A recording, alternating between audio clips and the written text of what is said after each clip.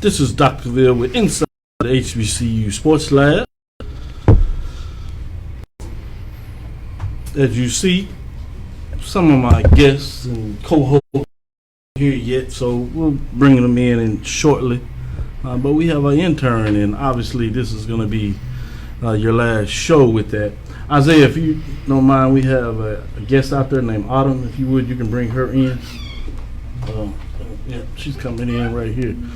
So if you would switch to the last chair, we're going to get you on. And if you would come in the middle chair, just where he was, we'll get you set up and ready to go. 21st. And as you getting set up and comfortable, we'll go in Walls, Mr. Walls, Andre Walls. As you were understanding, have an opportunity, so you won't be back with any regularity, at least, right, when it may fit your schedule in regards to so I just wanted to say thank you for taking out time of your schedule to be a part of the show, the great work that you've done, the consistency that you brought on the table. I hope you believe you added to your resume, learned some things, and developed some skills. I certainly believe you did a great job. So anything that you want to share with the viewers out there, the listeners out there, about your experience with Dr. Will's Inside the HBCU Sports Lab radio show with Mike Watson and Charles Bishop, who are late and on the clock, and I'm going to talk about them quite profusely. Yeah. SAT word. First, I want to thank you for the opportunity. Oh, certainly. I want to share this with. Go ahead. Because we talk about young people, and some talk about it quite appropriately, in my opinion, but we have our views and different things like that. Obviously, you may be what many refer to as a more mature student with your background and being a part of the military. Thank you for your service. Thank you. But the fact is that you were seeking. Yes. And I certainly, Isaiah would attest to this as I talk about, and I'm sure you've shared this with individuals that have come across your path, that it's important to seek opportunities. Right. And then obviously be prepared and take advantage of them. And you certainly did that. And the fact that you were seeking, asking questions, and somebody had brought you to my attention, I was like, who the heck is it? Excuse me. Yeah, can't say that on the radio. Who is this guy? Who's this guy? Why you? I hate to say it like this, but yeah. I was thinking in this mode, and I was like, why are you bother me? I'm trying to do something. But you were professional in the way you did it. And obviously, as a professor, I would think that's part of my responsibility. So I jokingly say all that, but you took advantage of that. Mm-hmm. So I want to commend you and share with everybody that you did take advantage of that. But please continue. Yeah, so like I was saying, thank you. And before this opportunity, I had never really done public speaking or spoken on any form of media or gotten in front of cameras or got in front of a microphone. So just that opportunity, and then you giving me with Ralph and everything on Fridays. I greatly appreciate that I was able to do this, because I'd never done it before, and you guys just kind of, like, I guess for lack of a better term, put me in the fire, and I like that, because I had to just figure it out as I was going, and because you are correct, that's exactly what we did. Yeah. So be warned, forewarned for those out there that want to seek this. Is that, yeah, we'll do it. Yeah, we'll test you and we'll start you off maybe a little bit in trade, but you're going to get on that pretty quick. All this babysitting is not going to happen. What was your greatest thing that you learned, both one, particularly with sports, mm-hmm. with the HBCU frameworks that you didn't know before or outside context? So before working with you, I didn't know anything about the MEAC. I didn't know anything about the NAIA or the other divisions that have HBCU. All I knew about was the SWAC. And that's good to hear. Right. We're doing our job. And in addition to that, just the knowledge that you guys have, obviously being older than I am, so the history and things that have happened that paved the way for minorities, specifically African Americans, to get to where we're at today. And so just those kind of things I enjoyed learning about. Well, enough of my questions and probing you. This is your opportunity to take a couple of minutes and say whatever you would like to say. I told you, yeah, the fire, he threw me in the fire again. So, I can't express enough how much I appreciate the opportunity. Being able to get connected with people in the industry and having my name out there was a big help to me. And obviously, I'm still beginning my career. And then obviously, I'm leaving now to go help out on the football team. And I believe that me doing this is going to help that, just the public speaking, because obviously I got to talk to the players and stuff. Good. And so I think that'll help me. And knowing the competition better now, because now I know all the teams that we play against and things like that. So great to hear. Back off the camera now. She disappeared. But no, we're proud of you and we appreciate. Don't disappear on us totally. absolutely. Make sure you keep in touch. So thanks for everything what you do. With that, let me get to the traditional part of the show. This is Dr. Cavill's Inside the HBCU Sports Lab with Mike Washington, Charles Bishop, presented by Amber Slaughter, the project architect. Amber Slaughter, the project architect, where they handle the project planning, project development, project execution, and team management so you can run your business. Contact Amber Slaughter, the project architect, at www.theprojectarchitect.com to schedule an appointment. Welcome and thanks for joining us inside our studio lecture hall, the HBCU Sports Lab, for the only weekly sports talk radio show that is dedicated to exploring the sporting HBCU diaspora, as I like to call it, including the marching sport with its unique HBCU culture identity, the teams, the bands, coaches, athletic directors, commissioners, provosts, presidents, big-time rivalry mashup, classic games, homecoming events, and much, much more of the HBCU athletic aesthetics. As we merge our lecture with the sport business practices in the competitive sports industry, the show seeks to provide innovative, progressive, and informative dialogue about the week's HBCU sporting events, issues, and ideas from a fan's perspective. We review the Southwestern Athletic Conference, better known as the SWAC, the Mid-Eastern Athletic Conference, better known as the MEAC of the NCAA Division I, Southern Intercollegiate Athletic Conference, SIAC, Central Intercollegiate Athletic Association, CIAA, NCAA Division II of the Gulf Coast Athletic Conference, GCAC of the NAIA, independent programs such as Tennessee State. Man, you just can't come here quietly. I know. Just disrupting. I'm trying to quietly. If you don't sit your I know, exactly. Your daddy, if you don't sit your tail, exactly. You know? Tennessee State of the OVC and Hampton of the, you better get this right, Big South. Thank you, Charlie. That's pretty good. All right. Langston of the Sooner Athletic Conference and Texas College, as well as affiliate member of that conference. And Edward Waters, as they transition from NAIA to Division II and membership in the SIAC. I am Dr. Kenyatta Cavil, a.k.a. the Dean of the College of HBCU Sports, recently given by Rob Calloway of the HBCU Sports Report. So I didn't give it to myself. Just want y'all to know. And before we introduce our guests, we have. Oh, I guess you're still setting up, so you can't give any HBCU news of the day. I'm getting there. So 2 we're minutes. gonna go to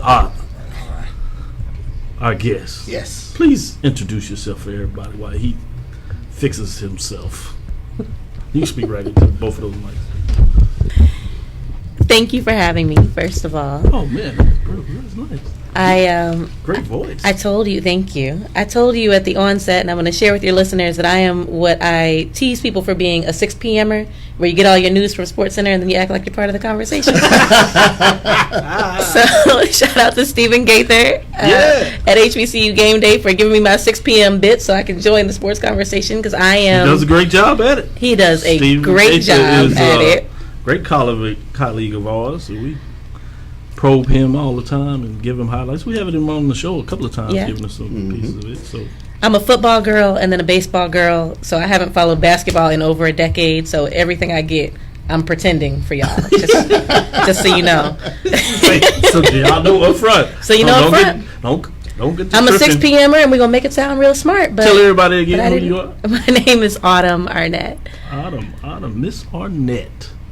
Clark Atlanta University. Clark Atlanta University, but I shouldn't say this on the radio, but I cheer for the Morehouse College Maroon Tigers because I joined Morehouse's newspaper as a freshman as a sports editor. Explain yourself. So People about to get nervous. What? My sports journalism background was Morehouse College and not Clark Atlanta University. So I want to get this off the table since you brought it up. Let's do it. This was a question I have, and we'll get a chance to get a little more about your background, where you're actually from. But you talked about different teams and fandom and things of the nature, and we talk sport business on this show, among sports and updates with scores and stuff like that. So we're going to get in a little bit of this sport business framework. Last night, championship was played between LSU and Clemson. I've heard some people calling it the Confederate Championship. I saw that. I'm like, man, that's cold. That's cold. As an HBCU fan, though, I could disagree, but I just was. It's hard without an Alabama team in it, though. You can't have a Confederate championship without a Bama team. All these other things, I think it's all For historical framework there. Yeah. maybe so.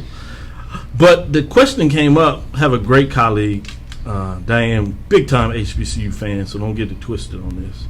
But she was getting ribbed a little bit. Her son previously played at LSU.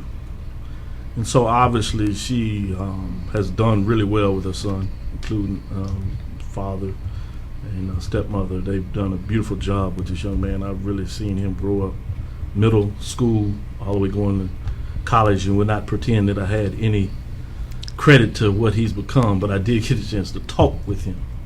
And he was brilliant in different ways, more than athlete than anybody could imagine, which for me as a professor of sport management is always beneficial to see people that can hold on both sides of it, be a great athlete, sporting individual, particularly in the sport of football, but still be able to have high levels of academic rigor. But to get to the meat of the question or the dialogue we might have here is in regards to the fact it was like, how long do you get to hold on to that? He's since graduated. He actually plays for the Buffalo Bills. So now she's a Buffalo Bills fan and a Cowboys fan, except for when they play Buffalo Bills, obviously. Read for a family. I have no problem with that. Support that. Suggested that. My brother, baby brother, even though people laugh, because baby, little brother, he's much bigger than I am, 6'2", 6'3". He also played in the NFL, and his history would have it, played a short time with the Buffalo Bills before he spent most of his time in the Canadian Football League. He's coaching now the head coach of Waco ISD, Waco High School, which is our alma mater. All three of the brothers. So I don't want to leave Chale, the middle brother, out of this. But he played his collegiate experience at University of Texas. Most people know them, recognize them as the Longhorn, very iconic image.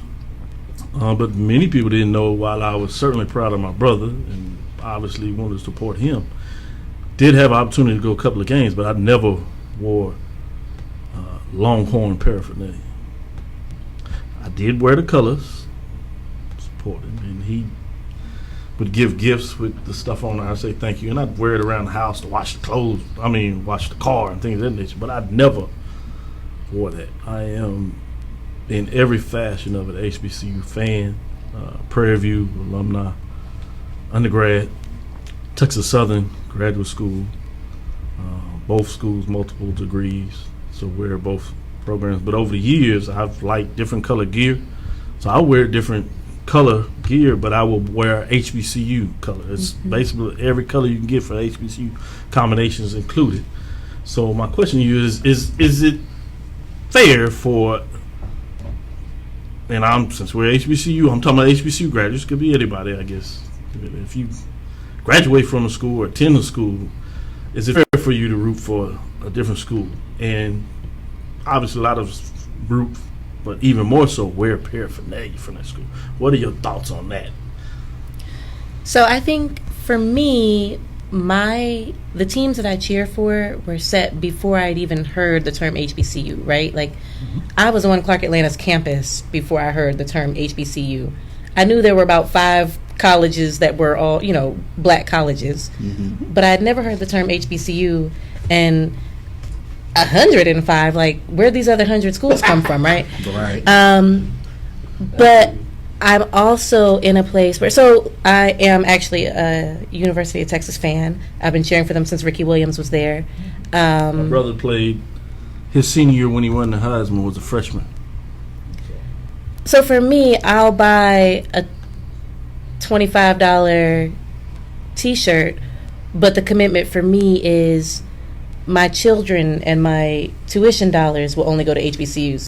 My son is an LSU fan. My godkids are from Baton Rouge, so he's extremely happy today, right? But my son, Yes, he should be. my son has been since the womb going to Morehouse. Like, this isn't even a discussion. He's just learning that other colleges even exist at 9, right? I appreciate that. Right. And so Exactly. my son is on this kick now where he's like, Mommy, what if I want to play, what if I want to go to LSU? I'm like, you can get a graduate degree maybe. And he's like, but what if I want to play football there? I was like, well, you get 5 years of eligibility, but you are first going to Morehouse. Or, you know what, I will be open about this. If you want to go to another HBCU, Prairie View is now, we live in Texas now, so Prairie View is an in-state school. We can talk about that if you want some options, but my dollars are going to a black college with my black child. So I think for me, it's okay for me to root for Texas football and buy a $25 clearance hoodie But that's where it because this stops. commitment, that's where it stops. My child That's funny. is going Yeah. to a black college. That's good. So, Charles, since you joined the group officially now, Right. this is my co-host for y'all that don't recognize that. And the third individual is on his way, so don't be mixed up when he finds his way in. All fighting the Houston traffic. Yeah. So that's why you see the third mic set up. Yeah, it is real. Houston traffic I is was well. about 30 minutes late for my 7:30 a.m. meeting this morning, so There you go. I It's real. sympathize with Yeah. your co-host. And we're going to get into sharing some of the meaningful things that you're doing now. But let's entertain the individuals out there with that. Charles, I want to get your thoughts on this. How do you go about your philosophy, if you would, in terms of fandom? Because this is really what we're talking about. Well, and for those that don't know this, fandom is a real term that we use in academic platforms, and you may even some of the written articles that you do, and we'll get in a little more of that so people can go back and read some of your material that you already have on the books, because there's some great stuff there. Thank you. And I apologize because I promised I was going to write some stuff for you in the academic world just to get to this. I'll say that live in front of everybody. I owe you It goes that way. that. She's like, that's your law. No, when I call you the next time, Yeah, you should. got it. So you did. Good. You did. You're right. I think it's a unique experience for me growing up in Mississippi. That is intriguing. Way. You know, I think a lot of it kind of depends on where you are within the state. You will find a lot of people within the central part of Mississippi are big Mississippi State or Ole Miss fans. In fact, the reality of it is you find a lot more fans who kind of associate themselves with LSU or Alabama, obviously because of their success. But the other part of it is within Jackson, there really is a hardcore Jackson State fandom where you really did not affiliate yourself with University of Mississippi or Mississippi State or University of Southern Mississippi, and part of that is because of the success of Jackson State. For me, in my childhood, growing up in the 80s, there was tremendous success of Jackson State. So I never really affiliated myself with the teams, the Power 5 teams, if you will, in the state of Mississippi. If anything, because you had Florida State, there were some guys from Mississippi, Shane Matthews on the University of Florida, Kez McCorvey, Florida State. So you found a lot of that, within the state in terms of just following those players that were from Mississippi and who left. Had some and success had somewhere, somewhere out else. of state. But I think for the most part, I was thinking about this today. I have always been an HBCU fan. Much like you were saying, for me, I don't think I knew there was a world outside of the SWAC, Jackson State in particular.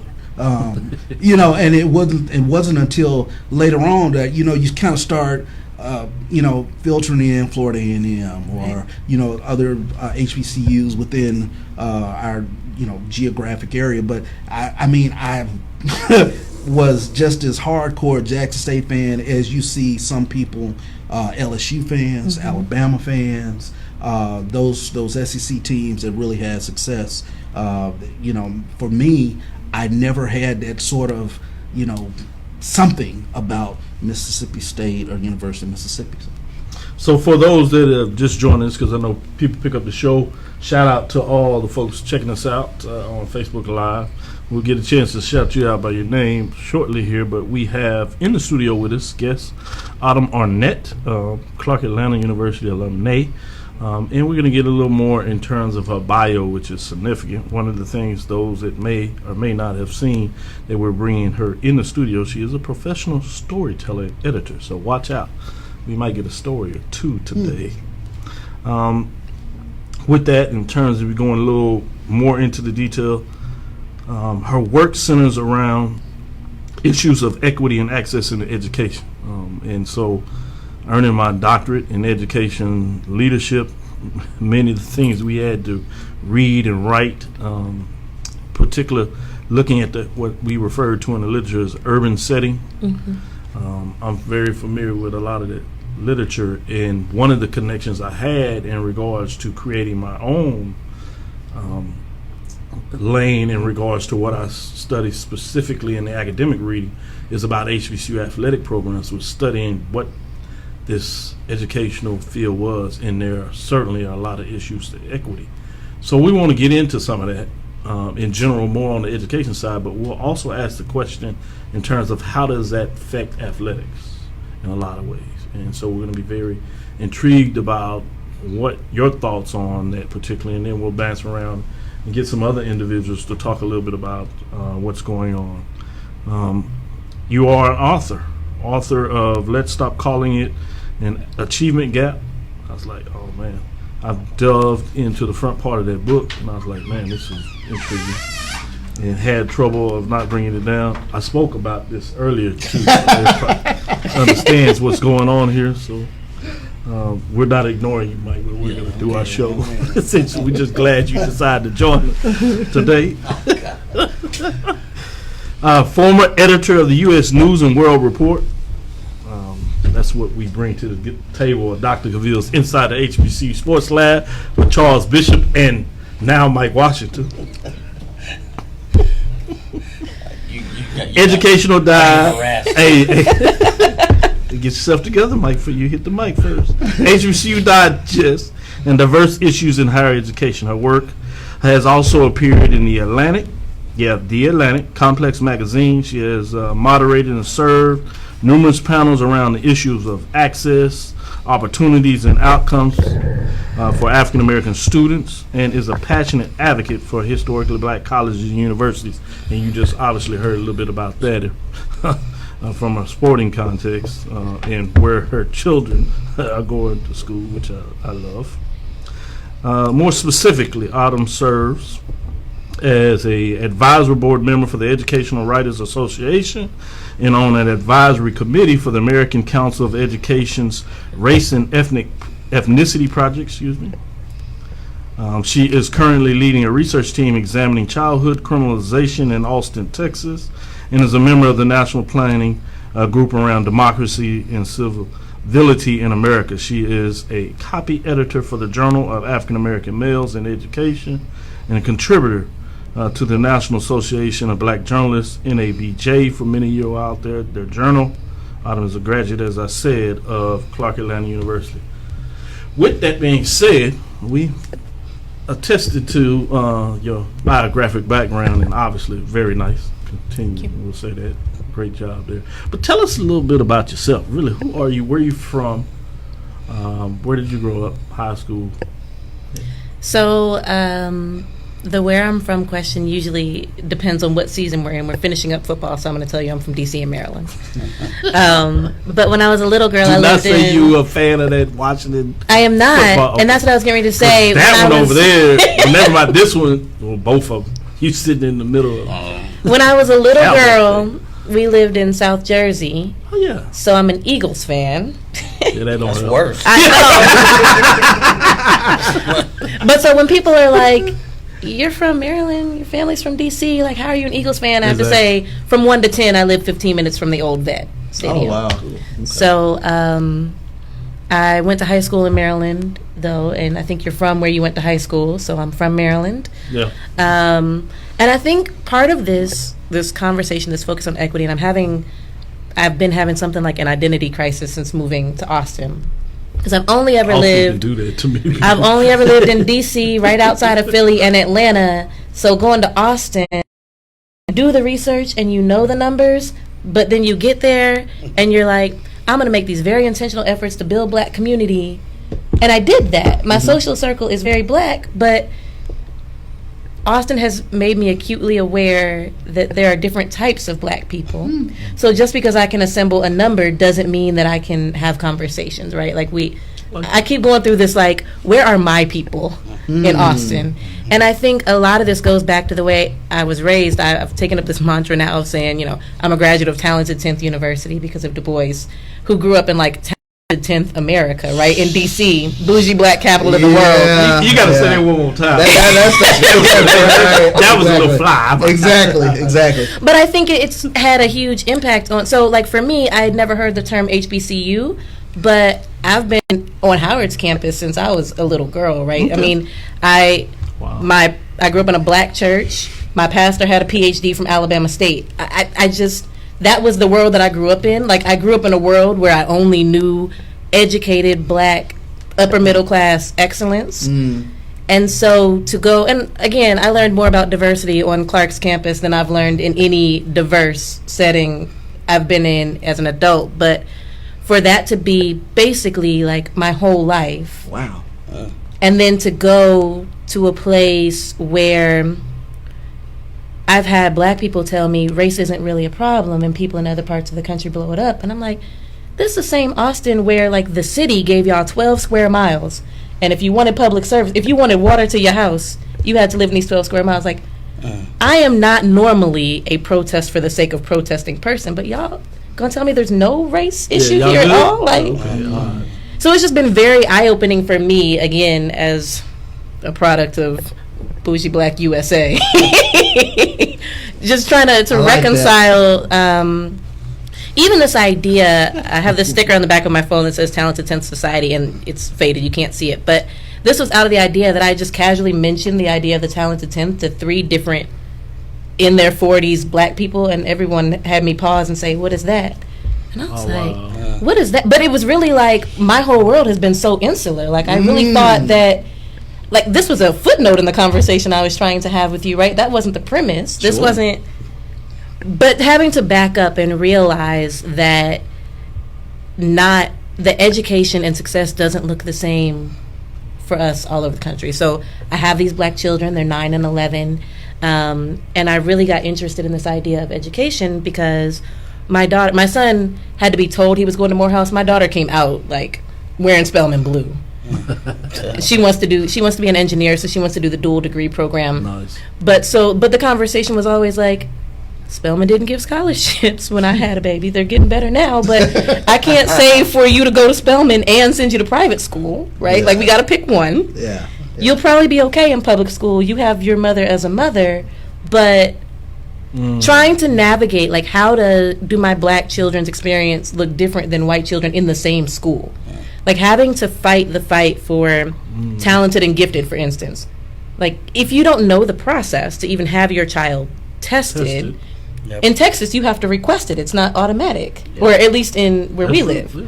Most of it. So I talked to so many parents when I got here, so many black parents, and I was like, do y'all know the process? And they were like, well, what difference does it make? There's no differentiated instruction. They don't do anything different. I was like, listen, in a world full of labels, give my children that one. Like, you're going to put a whole bunch of other labels on it? Seriously. Yeah. Y'all are going to tag a whole bunch of other things to my children's name. And they will. Go ahead and slap talented and gifted on that And we'll thing, go too. from there. Yeah. So my advocacy for educational equity and my advocacy for HBCUs existed before the K-12, but it's really come out of having these black children and wanting them to have talented 10th black friends that I could, have them play with, but B, wanting them to be able to navigate the processes and be successful, well-adjusted, like not fighting for their existence adults as well.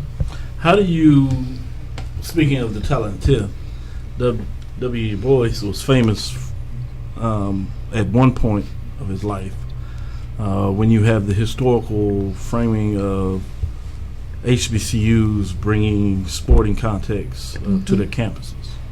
And he talked about this conflated issue in his mind that we may need to move away from sports and focus more in terms of the academy and the academic side of it. For you, understanding this talented TIF and appreciating it, and obviously the talentiveness in itself is a lot more associated with sports than ever before. But how do you wrestle with that in terms of your own ideas of education and the connection of sports specifically, as we refer to in this black space, if you would? So actually, my next book, when I get my life together and sit down and write, is going to kind of center around this question, not from the sporting world, but in general. But I think that we often have the conversation as an either or, right? Like it's either Du Bois or Washington, and in some cases, or Garvey. But we need all of them. You need all of the ideologies, because if you only focus on the 10, what are you going to do with the 90? Right. So I think that the conversations, have to be joined back together for us to move on a whole. But I think that I wouldn't have gone to a college that didn't have sports. Like, I love Michael Sorrell a whole lot, but if he had gotten rid of football and I was on campus, I'd have been transferring my dollars, right? And it's not that I've ever even been at an institution that had a winning football program. But I needed it. But, I needed the atmosphere. So to your point of Jackson State taking over, Howard doesn't have a football culture. Howard's tailgate area is a couple blocks down at the McDonald's on Ryan Street. Say that again. I don't know what controversy you want to start. No, it's I'm too not late. going to play in that. He's already.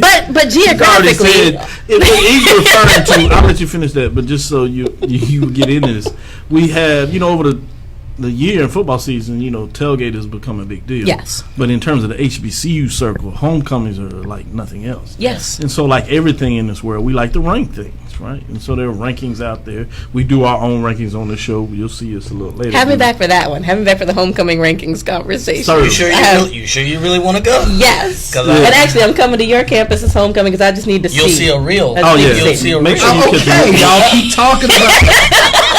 But all I'm saying is, if 35,000 are at the game at homecoming, what does that tell you is outside the game? That's a pretty good point. That's real. That's real. We'll put that on the table. Gold star for Charles.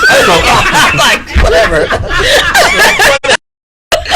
So we're gonna try to bring Got this your little back. gold star in. Whatever. That's a good point. We're gonna try to bring this show back in a minute. But I'm sorry. I digress. My bad. Coming on late. Digressing. That was actually pretty good. But the final point is a lot of folks, particularly Howard folks, like to say their homecoming is number one. You have North Carolina A&T, Especially with the Howard. greatest homecoming on earth. But as you just put a factor in there that Mike likes to speak to, he said they have great events. You can't knock them for that. Obviously, wonderful. The parties during the week are unmatched. Right, unmatched. Saturday, though? Exactly. A lot of people like to make sure that you understand. If we're talking about football and you're attaching football, Howard, you not in the picture, so you kind of validate. Yes. that. There's not even a physical space around Bison Stadium for you if you wanted to attempt to tailgate. I mean, literally, and I don't know how to say this without without knowledge of the city, but literally the only place where people could gather is several blocks away on Georgia Avenue. Yep. Yeah, perfect. With that, I'm going to come back and, like you said, merge you back and forth in the conversation and really get into more of your work. But I think Charles is now set up and ready to go, so he can give us this timely HBCU news of the day. Sure thing. Let's start off with the SWAC Women's Basketball Players of the Week. Alabama A&M sophomore. You sound like you're forward. proud, man. I'm not. It's okay. There was a little bit too much umph in that voice. Hey, I got fired up talking about W. Du Bois. I was like, hey. So now you want to be the talent? I'll do that. Come on. Take it. Alabama A&M sophomore forward Dariana Lewis has been named the Southwestern Athletic Conference Women's Basketball Player of the Week after her remarkable hard work. Over this past week, the Omaha, Nebraska native and SWAC's leading scorer averaged 23.5 points, 10 rebounds on the way to leading Lady Bulldogs to 2 wins this past week, recording 29 points on a perfect 10 of 10 night from the field, 11 rebounds and 7 blocks against Arkansas Pine Bluff. She then comes back and follows that up against Mississippi Valley, where she had 18 points, 9 rebounds, and 3 blocks. So a huge week this past week for Dariana Lewis. So kudos to her as she was the SWAC Women's Basketball Player of the Week. Nice job. What about you? North Carolina A&T, greatest hope. We're going to take a time out here. This is Dr. Ville's Inside the HBCU Sports Lab with Mike Washington and Charles Bishop. We have guests in the studio, Arnett, and we'll get back to tell you a little more about HBCU News of the Day and a little bit more about the work that she's doing in a lot of ways trying to protect our children. And when I say our children, I'm talking about African students. Listen, we'll be right back. It's a celebration of a true American giant in civil and human rights. I'm not furious. Good Lord, that's some big ass. Dr. I know, right? King Jr. I'm good to go. Great stuff. Yeah. Keep bringing it.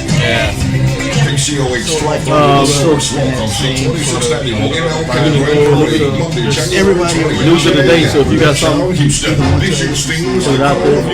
Then obviously I'm going to let y'all get into some of these questions. The Honorable Sylvia Garcia and Dan Crenshaw also recognize the architect of the MLK State Holiday. All right, our listening fans out there, we'll be back. We're going to give you some shout outs. Thank you, George Suggs. See you in here. Great point in the state of Carolina. We had 10 different HBCU educational courses. I like the way you put that. Each one of them is slightly different.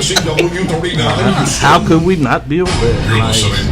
Lonnie Shaw will never wear PWI gear. Frown upon it. Those who wear it to HBCU What are we games. looking at? How do I find it? Baton Rouge was 100% issue until slavery came to be our urban radio situation owned by issue as well. Interesting. As you know, we are witnessing some. Read some of this out on the air. Great stuff. Sonia Stamps, White Moore. Hang in there.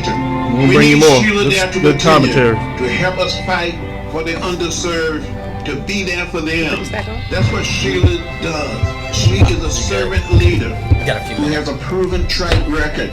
Sheila Jackson Lee, someone who cares and someone who will continue to serve you got the SWAC and Men's work player. for I the got 18th Mehak. Congressional District. The citizens got, of Houston who? and SWAC Men's player. we need Yeah. her I service. got the We Mehak need her email. leadership. If we need Now one. more than ever before. This is Congresswoman Sheila Jackson Lee asking for your vote. Join us in re-electing Congresswoman Sheila Jackson Lee. Early voting begins February 18th. Political ad paid for by the Sheila Jackson Lee campaign. Houston, the long wait is over. It's your girl Amber Shaw inviting you to find the joy that comes in the morning on New Day from 6 a.m. to 9 a.m. Hi, it's Paris Ely. Come get with me on the Morning Magazine from 9 to 11. This is Michael Harris. If you like to talk about hot topics, current events, talk to political, civic, social leaders, then you need to join me on Person to Person from 11 a.m. until 2 p.m. Hey, it's the original DS.Sam. Memories and More is back. Afternoons, 2 to 5 p.m. Hello, this is Ralph Cooper. Join me 5 p.m. to 7 p.m. Monday through Friday right here on 1230 a.m. KCOH Radio. Your voice is back. Better than ever. 1230, The Source. Blues is our name, and having a damn good time is our game. Blues is our run tour present the 14th annual H-Town Blues Festival, Saturday, April 11th at the NRG Arena, starring Pokey Man, Sir Charles Jones, Charles, you don't know about Hey, I'm from the home of the blues. that. You showing out, man. Home of the blues. Yeah, you sure really. Put it on my calendar to see if I can make it. Anthony, All right, let's ready. and Chick Rogers. H-Town Blues Festival. Coming to the NRG Arena Saturday, April 11th. Pokey Bear, Sir Charles Jones, Tucker, Calvin Richardson, Roy Anthony, and Shay Rogers. Tickets on sale at the box office or Ticketmaster.com. H-Town, are the Blues still alright? The blues is alright. This is Dr. Cavil with Inside the HBCU Sports Lab with Mike Washington and Charles Bishop. We have our guest in the studio, Arnett, providing some information about her passion in terms of fighting for equity in education, among other things that she does. Very talented. With that, let me give a shout out for some of those folks that are keeping up with us online now. Please pass the word. Dwight Moore, Chuck Hunt, as he always joins us. Lonnie Shaw, make sure I get that. He talked about the fact, never wear PWI. I call it HWCU. I won't even let them get away with the predominantly white. They tried to do that and change the language so they could protect themselves, but they are actually HWCUs, historically white colleges and universities, because historically that's exactly what they were. Mm-hmm. And so I'm going to maintain that language, because they do not have the right to get away with it just because they are smart enough to change the brand of their name. Some of them like to throw in that TWCD research and get real fancy. No, these are historic white colleges. What you call it? What See, I ain't y'all trying scared? to throw that little PhD slide in there. You know, that little research. But Lonnie's point. Gotta slip it in there. Appreciate that, Mike. Let the people know this is real. Congratulations, Charles. Thank you. Thank you. I appreciate that. Yeah, we'll talk a little bit offline. No doubt. But Lonnie's point was he frowns upon those who wear HBCU. Wear to HBCU games. I always look at my students. I wouldn't even allow. Listen how particular I was. I would not. This is a sporting context too, so we really can get on it. I would not allow my students to wear gear in other rooms. Now we would explain it in a different context, because wearing that gear, whether you got it free or not, is branding that institution, and that means you're providing financial institution to an institution that doesn't wear it, which gets back to the point why I did not do it with my own brother at University of Texas. Now some people have family members and they celebrate. That's great, but you can't celebrate it in my classroom. Right. Yeah, I see. So you get that everywhere. Mm-hmm. So I bring that as a lecture and educational opportunity in our classroom. It is what it is. You had a framework, and that's done in a way that they get it. You know, it's not to be mean and demoralizing to them. Sure. Never offend folks in the classroom. It's always about educating, edification, and then once they get past it, they can choose their own ways. But most of them would tell you. I had some of them be walking, they take this stuff out. I know not good. I was late. I just grabbed some all the way out. And then I would pick up different gear, and so a lot of ways, some of them would say they didn't have it for what it means, especially with some freshmen. They get gear, I'd give them to them. Mm-hmm. It's like, no, that's not going to be the excuse.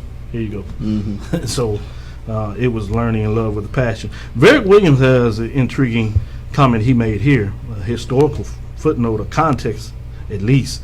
Black Baton Rouge was 100% SU until Saban came to BR, and the urban radio station, which was owned by SU grads, was bought out by a national station. Now Black Baton Rouge support is split. And you probably see that copied just about every market across the country, HBCU, not particular HBCUs. Obviously, the time frame of when it happened may be different. Sure.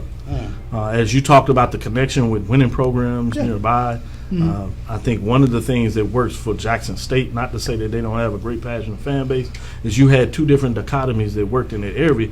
Jackson State's excellence on football particularly, but in sports in general, and the fact that the other, what I refer to as the historically white colleges, were not excellent at all. Right. And the closest program was in Alabama. Right. So those fans that you mentioned were not connected to their own schools and anything. If they were going to be connected to a historic white college, it's going to be Alabama. So you had a disconnect. So I think it allowed Jackson State to flourish for a great longer period of time. And you see that to some degree with Southern, which is the opposite in Alabama with until 1982, a couple of years after 79, when you start seeing teams go up to Division I, whatever, you didn't have a team in the state of Alabama. that they would do Division I, FCS at the time, 82, which is longer than the other ones. And if you're in North Alabama, remember, you don't get that until 92. Think about that period of time and how that can change that culture that he's talking about. Chunk Hunt says, in my area, Monroe, Louisiana, there are LSU and Arkansas fans, along with fans of Grambling, Louisiana Tech, and the University of Louisiana Monroe. There are some Alabama fans in the area, which there are guys from my area that play football at Alabama as well as LSU. Certainly can understand if you play for the school. That's different. I question why you would do that unless they had head coaches or at least top assistant coaches. I told my son to recruit. Yeah, you can look at a lot of things. I'm like, you can go where I think you should go unless you get a scholarship. But my recruiting, and I wish, as you said, if I could get more time and really get outside of my research area, I would write a recruiting book that would talk about fans being more educated with their kids in terms of the recruiting base. Asking particular questions in regards to how many of your athletes have come back and been part of your program in terms of a coaching situation. Meaning, and my question evolves around that, and I'd ask it all the way up from academic professors coming back. My question is if I'm going to send my son to your institution, I want to feel that they can come back and work at your institution at a significant level. And if don't tell me that, I want to see that. I want to see statistics that show that. That's a great point. If you can show that, then we may be able to have a conversation, and I know that's very likely. So you're probably in trouble. So you're in my estimation, you're probably wasting your time. But we can have a conversation. I'm willing to learn. There's something wrong with people that are not, in my opinion. So I would be doing myself a disservice not to do that. We get back to some of these great folks over here. Sonia Stamp Bishop, that's a good stock. I hear you. Dwight Moore speak. Dwight Moore says education exposure is far from equaling the nation. No doubt. George says historically in North Carolina, many HBCUs competed athletic and academically against PWIs for decades. Again, as I said, HBCUs. North Carolina A&T is doing much of that again. Dwight Moore, Black College Nines, Autumn A. Arnett, wonderful guest. Thank you. Willie Alex Hines, I'm in the house, and as usual, we see the smoke being blown. The purple haze, I guess. Varick Williams is watching. Isaiah Thornton, appreciate you doing the work with that. That's our intern. He's back on campus now. We appreciate you having you back. Welcome back. Man, thought you disappeared on me, man.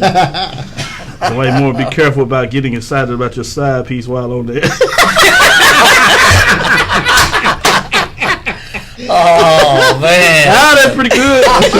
Touche. Wow, blowing smoke once again. Wow. Great information, guys. Congratulations. Mr. Bishop, exactly. I don't market non-HBCUs. JSU for many years supplied the broadcast journalists that deliver the news to Mississippians. Another great point. Yeah. We talk about including weather. Yeah, I mean, and I'd be remiss if I did not mention the passing of the great Roscoe Nance. I literally grew up with Clarion Ledger. I didn't know that. Clarion Ledger, first black sports writer. Clarion Ledger. But in terms of what he was able to do with the Clarion Ledger, and I grew up reading his columns, and it fostered not only my love for Jackson State, but for the SWAC in June. So, and I had to pull him aside at SWAC Media Day and let him know what the reverence, the reverence in terms of what he did for me, and I was very appreciative to have. It was like me. Look at you, coming in late, getting on the knock. Yeah, I know, right? Mike, you have some HBCU news you want to drop on? Mm-hmm. Yeah, so the NFL just announced this next class of Hall of Famers, and there's a couple of vibes on social media about Otis Taylor, not snubbed again.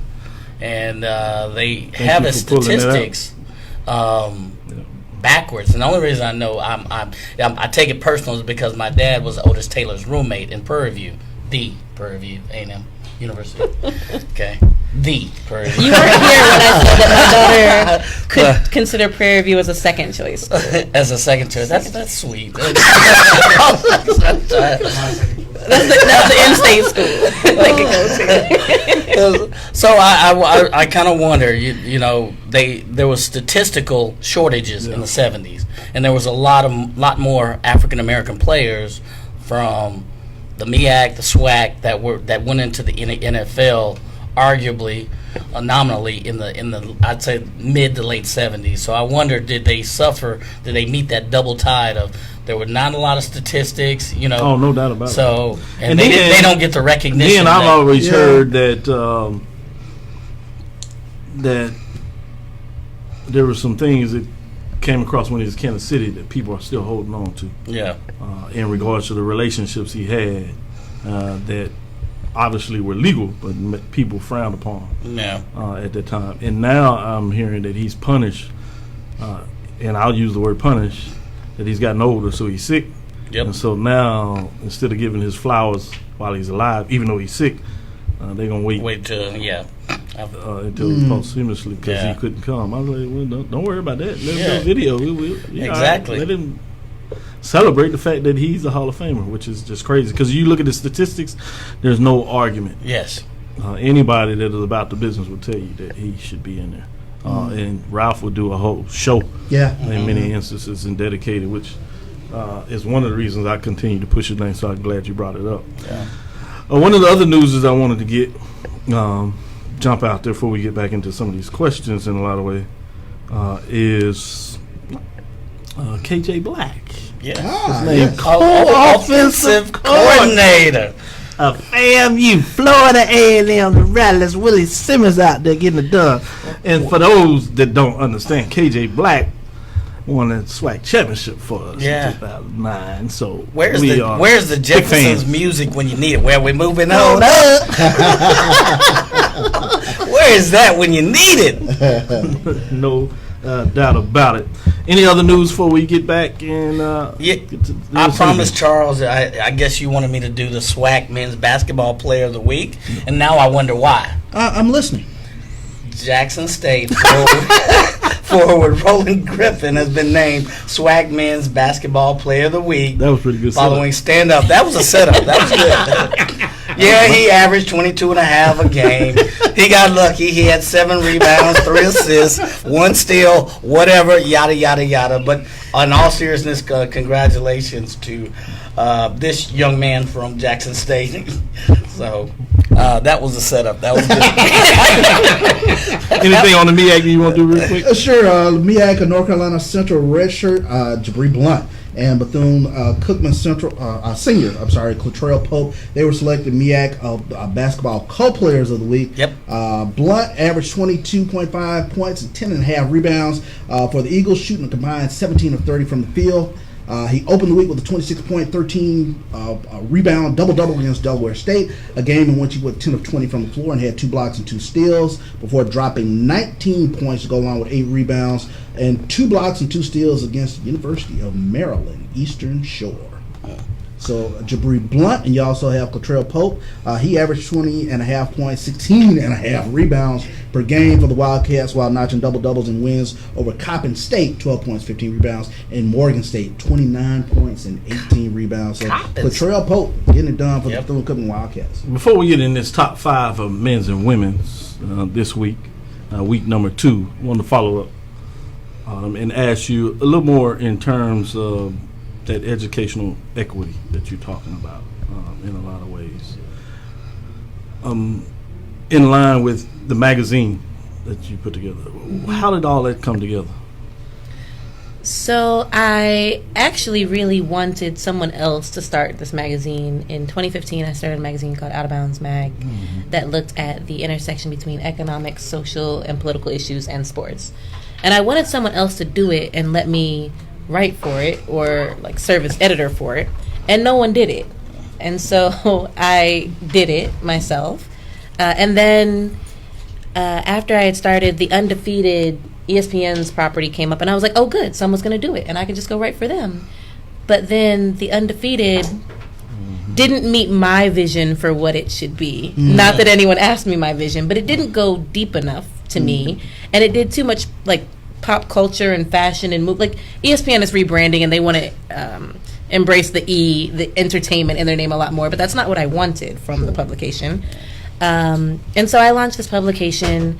Obviously, focused a lot on HBCU sports as well. HBCU sports in concept. So I'll never know the SWAC player of the week. I had to get that from Steven in case y'all ask me. That's right. But in terms of the conversation, like Lavelle Moten offering LeBron James' son to come to Central, right? And in terms of the conversation of part of what you were saying earlier about parents and recruiting, and there's this ongoing thing where, like, if your child is the top prospect and your child is being courted by Alabama for football or Duke for basketball, like Zion's parents are apparently HBCU grads.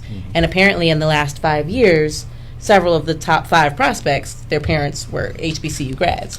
So this conversation that we have where, like, was it good enough for us but not good enough for our children? Like, we have this in and out of sports, right?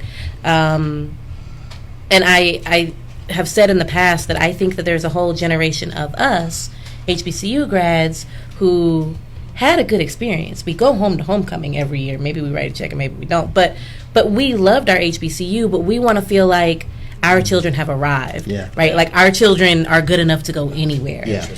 And I think we have that playing out in sports too. And when you look at the resource disparity and you look at how HBCUs don't have the resources to make the same offers that the HWCUs make, even on facilities, right? When you just look at, like, the resources and being able to compete and compare, it is the same question. It's like, okay, do I send my child to Jackson State where my child can thrive as a human and not have to defend his right to be on campus when he's not on the court? Or do I send my child to Ole Miss where he'll get on TV and I can call my cousin who doesn't know anything about college and say, watch your cousin on TV, right? Like, it's kind of that balance. And for me, my children are not, I'm not sending my dollars where my children are going to have to defend their right to exist.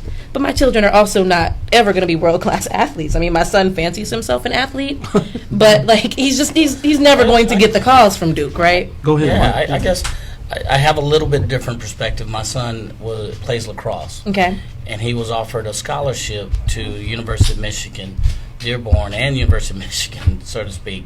And I tried to get him to look at Hampton. Right now, the single HBCU with a lacrosse team. Yes. Lloyd Carr was leaving. They had a new coach. They hadn't identified. We tried to wait. We tried to hold up. And this kid has been, I mean, he is like gung-ho. He is that passionate about lacrosse, Native American sport. But he is that gung-ho and has that passion. He's like, Dad, they hadn't called or whatever. And it took them a while to get organized.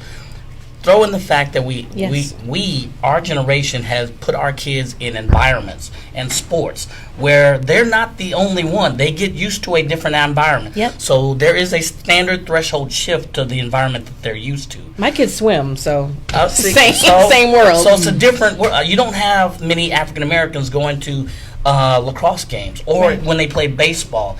So how do you combat that and then say, like, go to that HBCU? That's a world that, you know, he goes to a black church. We shove it down his throat. But how do you combat? What do you say to parents who have kids who play non-traditionally African American dominated sports when they're getting recruited? I'm not the person who's ever going to tell somebody else what's best for their children. My children, that's like my kids, will be going to black colleges if they want my dollars to pay for it. Okay. And again, it just goes back to this idea of I was having another conversation, not about sports, but with someone last week. Again, I don't know if you were here when I was talking about my identity crisis since moving to Austin. But I was having a conversation last week. I heard it in the traffic. I did. So, you know, there was this HBCU versus HWCU conversation happening in a Facebook group, and somebody was like, you know, I endured racism in the early 2000s and late 90s, and, you know, I went through all of this, but my degree means more than yours. And I was like, does it? Tell me. Really? Do you want to run down the resumes? I don't know that your degree means more than mine, and I'm a well-adjusted human being who knows who I am as a person. And you are still struggling. Like, you are still in therapy over, like, do you belong here? My children might need therapy for other things, but they are not going to need therapy for do they as black children belong here. And as somebody that's in education, that is acutely something I look at. I think unfairly for those that are outside of education, I don't think they have to deal with that, so they may not be as aware of that because they believe their kid is much more adjusted, and I pray that they are. But as somebody, like I said, is more acutely, I'm utmostly concerned about that because I've seen with those kids that are not well adjusted what happens to them. But not only that, like, so my research isn't on the sports end. My research is on the, like, what are the economic impacts? Like, what is the difference in earning potential for a child who's had one black teacher versus a child who's never had one, right? Like, so forget us talking about the child being more likely to go to college. My children have parents that are going to make sure they go to college regardless. But the earning potential, like when you look at how much salary potential just having one black teacher makes. Absolutely. And you've had studies out there now that are showing also that the earning income for students that have graduated from HBCUs, and I don't know, they couldn't quite find out what they attributed to, but the data suggests that their earning powers were greater when you averaged it. So, I mean, there are these statistics out there, and that's why it says if I ever have a chance to provide this literature, I can do that. And because you're so focused on certain parts of the recruiting, you don't ever do that. But please, Charles, I mean, finish up as we get into this last part. You touched on something that I'm very curious about, because even though when you present all these statistics, you mentioned something when mom calls cousin and look at my kid on TV. How much does that play into the whole I guess athletics part of it in terms of going forward? And even though you present all this data as far as what it means to go to an HBCU, I think it matters a lot. Most people are not researchers, right? And for a lot of our students, we talked about a whole generation where their parents went to HBCUs, but there's a whole bunch of kids whose parents never went to any college. That's true. Right? So for those who don't have that as a background, name recognition matters. The brand, to your point earlier, matters. That attachment, that being able to say, my kid is on TV, even if it's a little program you've never heard of, right? They have TV time. Sure. That matters. And I think that's part of why we have to fight to make sure. I remember that BET used to have nothing but black college football on Saturdays. Now you can't find a black college football game unless you go to like the online streaming thing that they do. Or ESPN3, which is online, right? Isn't that their online streaming? Yeah, it is. And so when you just talk about kind of the shift in culture where we don't even, I mean, BET is not black owned anymore, so there's nobody in the room saying, how come, Jackson State football or Prairie View football is not, what are we doing with the Saturday programming? Saturdays are for football, and so Saturdays are for black football on the Black Network, right? We don't have the representation, and so it's harder to make the sell to parents who are just looking for a ticket for their child to go to college or looking for, the entire, I have cousins who don't save for college at all. Their entire college financing plan is this child going to be in the gym 7 days a week, and they're going to get a football scholarship. I've seen that. I've seen that play out like that too. But if TSU can't offer the football scholarship that Texas can, right? What are you going to do? I have one follow-up question. There was a show in the early 2000s. It was called Brown Sugar. The movie? Yeah. Okay. And in the movie, she asked the other artists, so when did you fall in love with hip-hop? So my question to you is, when did you fall in love with HBCUs? That's pretty good. I'm glad you slept. It was. So I think before you got here, I said I had never heard the term HBCUs. I knew that there were about 5 colleges that were black colleges. And it was after. So I covered politics and defense for a while before I even moved into education. But in 2012, the political company that I was working for was moving more into training. I didn't want to do training. I needed a job, so I applied for this job at Diverse Issues in Higher Education. I'm 100% certain that they only hired me because you can't have a diverse issues without an HBCU person on the staff. Yeah. And I tried to say, like, I'm a graduate of HBCUs, but I don't actually know anything. Like, right? Like, I went to Clark Atlanta, yeah, that is. but I don't know anything about the business of the institutions, and I don't know anything about, like, I know the culture in the AUC, but I don't know, like, I've still never seen these other 100 campuses. But when I was there, just part of wanting to do my job well, I kind of immersed myself, like, y'all want me to be the HBCU person? I'll be the HBCU person. And then I got tired of our publisher had gone to Clemson, and he was one of the few, the first 4 to integrate Clemson. Mm-hmm. And so he was Clemson all the time. And I just got really tired of a publication that was supposed to be focused on diversity still focusing on black faculty at white colleges. Like, I was like, you want to talk about diversity? Like, we've got more diversity on our campus. And so then it just became a point of agitation for me when it was like, hold on now. Like, y'all aren't going to tell me my degree wasn't worth what your degree was. You still have trauma. Again, this idea of you still have trauma. This idea of, like, I had really high SAT scores and was recruited by Duke and Emory and these other schools. Actually went to Atlanta to sign my scholarship offer letter to Emory. Got there and was like, I can't come here. And my father was like, what are you talking about? Just sign the letter. I was like, this isn't even real Atlanta. Where are the black people? And this doesn't feel like home. And so I had never heard of Clark Atlanta University. We went back, and I convinced my dad to let me look in the U.S. News guidebook, the printed guidebook, and find another school, because I wanted to be in Atlanta. I knew that. There was a pastor who was best friends with my pastor at home. He was going to take care of me. I was going to Atlanta. So I went back, looked in the guidebook for another school that had a journalism program, found Clark Atlanta. This was a Thursday in October, so it was homecoming season. Mm-hmm. We went to visit. Before we had even left the parking deck, I was like, oh, these are my people, and I'm coming here. And my dad was like, no, you are not. Get in the car. That was like, for me, it was like, this feels like home. Yeah. This is what I know. Yeah. Okay. So it was a point of agitation where I was like, you're not going to tell me that HBCUs only take students who can't get in anywhere else. Sure. Exactly. I love it. Last thing we have here to close it out, quickly, quiz part of the show, top 5 programs on the women's side. Dropping out this week is Hampton Lady Pirates, 8-7, 4-2. Receiving votes is Alabama A&M Bulldogs, 6-9, 2-2 in conference. Number 5, Bethune-Cookman Lady Wildcats, 11-5, 3-1. Not ranked last week, jumping into the poll, Jackson State Lady Tigers, 6-8, 4-0, 71 points. Number 3, North Carolina A&T Aggies, 11-5, 3-0, 2-place votes, 83 points. Number 2, Texas Southern Tigers, 8-6, 3-0, 2 first place votes, 92 points. Remaining at number 1 this week is Norfolk State Spartan Nets, 9-7, 3-0, 6 first place votes, 106.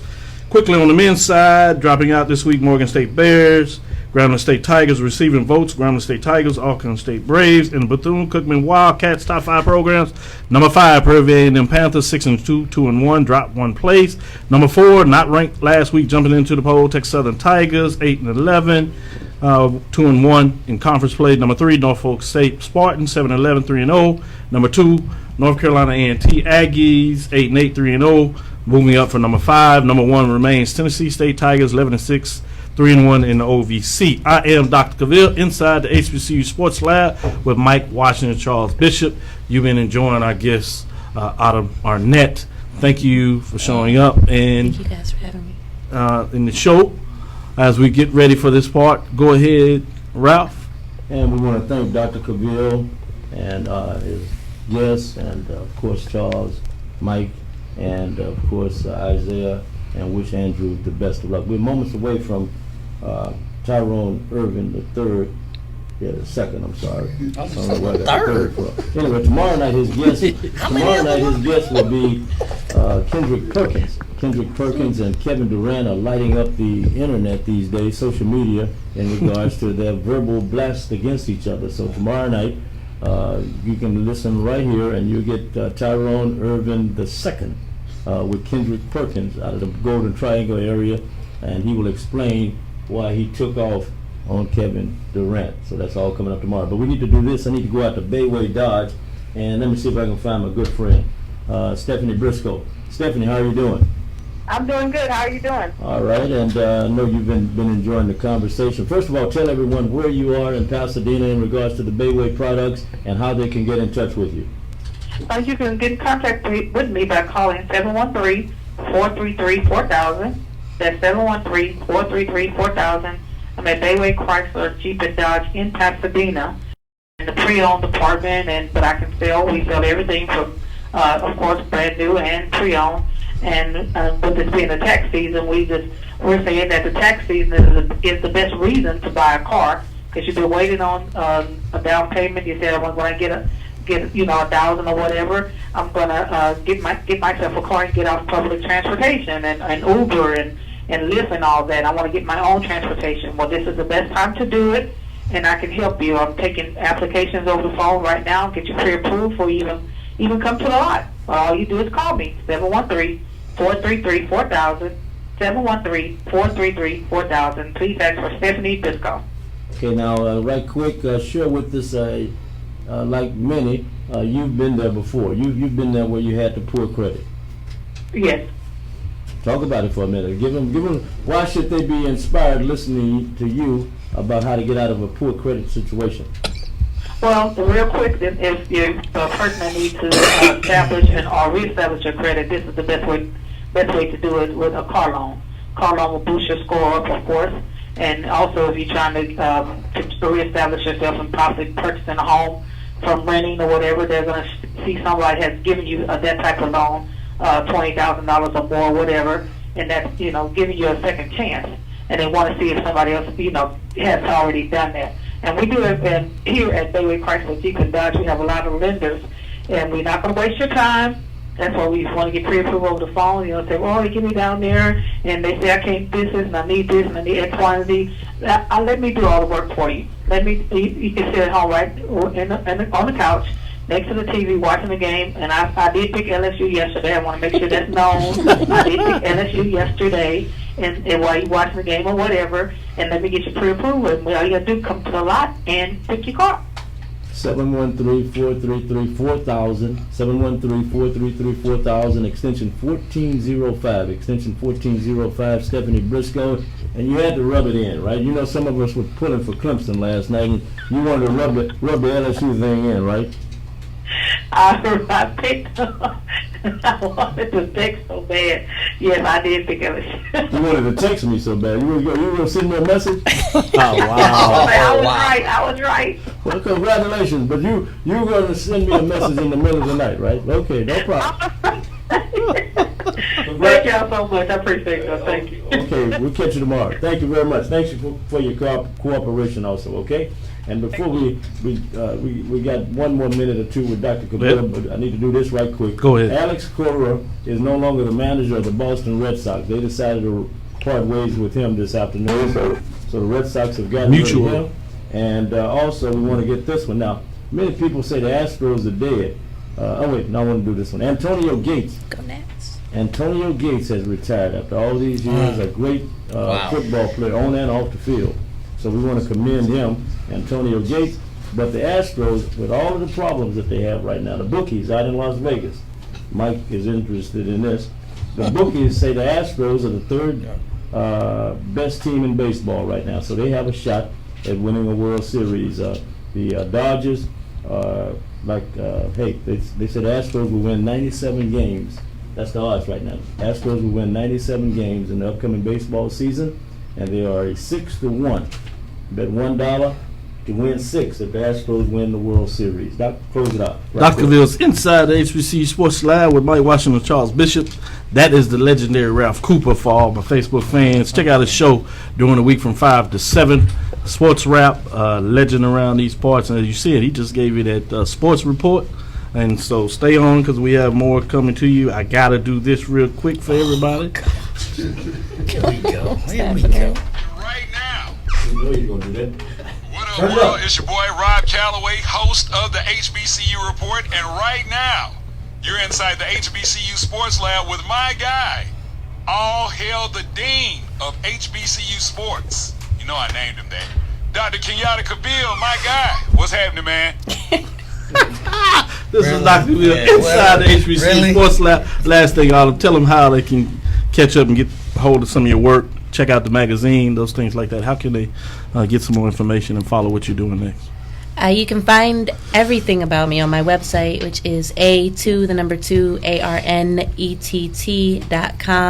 My social media properties are the same, but the info about the book, the old issues of the magazine, current research, sometimes I update it.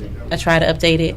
All of that is on the website, which is A2ARNETT.com. Thank you again. Dr. Cavil's inside the HBCU Sports Lab with Mike Washington and Charles Bishop. Again, we want to thank you every Tuesday, 6 to 7, right here on KCOH 1230 AM, Houston, Texas. Follow me, Dr. Kenyatta Cavil, on Twitter, Facebook, and Instagram. That's DrKenyattaCavil. Twitter, Facebook, and Instagram. Dream big and continue to move forward. We will talk with you soon. Course lecture dismissed. Have you dropped your dentures?